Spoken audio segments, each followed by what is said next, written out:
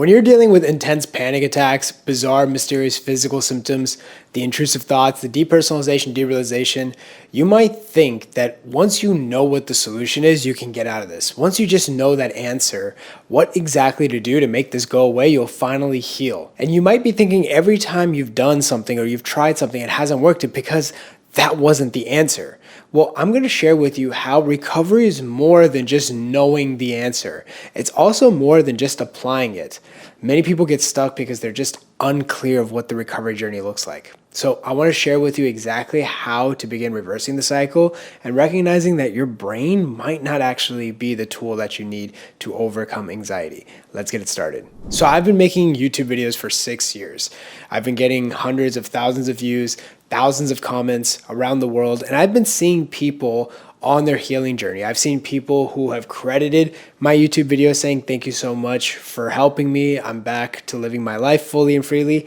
And then there's also people saying, okay, this didn't really tell me much. I don't know what to do. I still don't know how to apply, or I have applied these principles and I haven't really gotten much progress. So I want to share with you why people get stuck and why some people make progress. I call this the 3 stages of understanding anxiety recovery.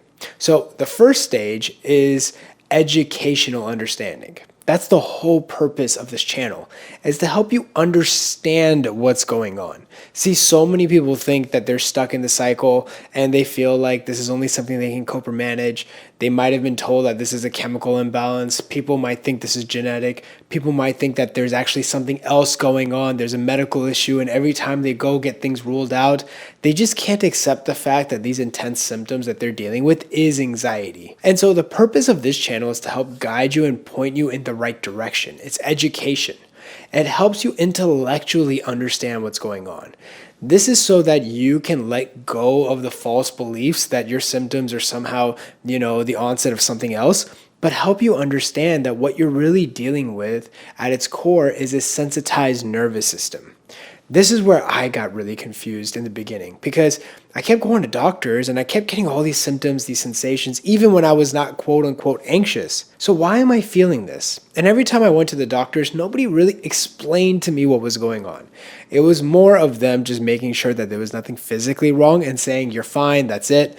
Maybe they would prescribe medication. And if I just kept going to the doctors frequently, they would tell me to go to a therapist. When I would go to a therapist, they would talk about some childhood trauma. They would try to find something. But fundamentally, nobody explained to me what was going on. Why was I experiencing these symptoms? So the purpose of helping you on the healing journey is to help you understand intellectually what's going on. This is the starting point of your healing journey. Now, if you want to know more about what the recovery journey looks like, if you're new to the channel, I highly recommend checking out Fearless. It's a free ebook I've written out to help you on the healing journey. It's definitely something I wish I would have had on the healing journey. Again, it's free. The link is down below. Definitely download it, read through it, and understand the concepts fully. Now, what you will often find is that there are people that have been watching this channel that understand what's going on. They could even write books about anxiety. They could help you understand what a setback is, how somatic shifting works, and yet they're still stuck. They're not making progress. What's happening? Why is it that they know all of this? They can write a whole textbook on anxiety, but they don't seem to get better, or they're still dealing with symptoms. Well, it isn't because they are lacking education and that's what's holding them back. What's actually holding them back is the second level of understanding, which is experiential understanding. See, there's a difference between reading about learning how to swim and jumping in the water and swimming, right? You can read all the books in the world. You can write all the books in the world. Nothing will be as impactful than you just jumping in the water and swimming and learning that way. Now, this doesn't mean that books aren't useful or that, you should just go in and just figure things out on your own. Intellectual understanding, educational understanding is very helpful in the beginning to help point you in the right direction. But intellectual understanding is not enough. Just knowing about anxiety mentally is not enough. What you have to do is you have to apply it experientially. See, as you begin applying, as you begin learning how to respond, as you learn the principles that we share with you in this channel, well, what you're going to see is experientially, you're going to see shifts. you're not going to need me to tell you that you're making progress. You will see it for yourself. And when you're getting stuck, you will also experientially understand, okay, I'm getting stuck. Now what? There's a difference between understanding anxiety recovery from a brain or intellectual perspective and going through what we call the recovery roadmap, which is going through the terrain of recovery, going through the terrain of healing. It's very different. It's very different than reading a map, seeing exactly where you need to go, and actually driving and going through those areas and seeing what it's like. This is also why we have a recovery program. People say, well, if you're giving out your content for free, why are you going through this recovery program? Well, it's because these individuals don't understand that recovery is more than just knowing about it, right? Think about all the YouTube influencers and videos about fitness, about training, about diet. And yet, most people here in America are still overweight. Most people in America still don't know how to train. They don't know how to work out. They don't know how to eat right. Understanding is just the first step. It's about how you apply.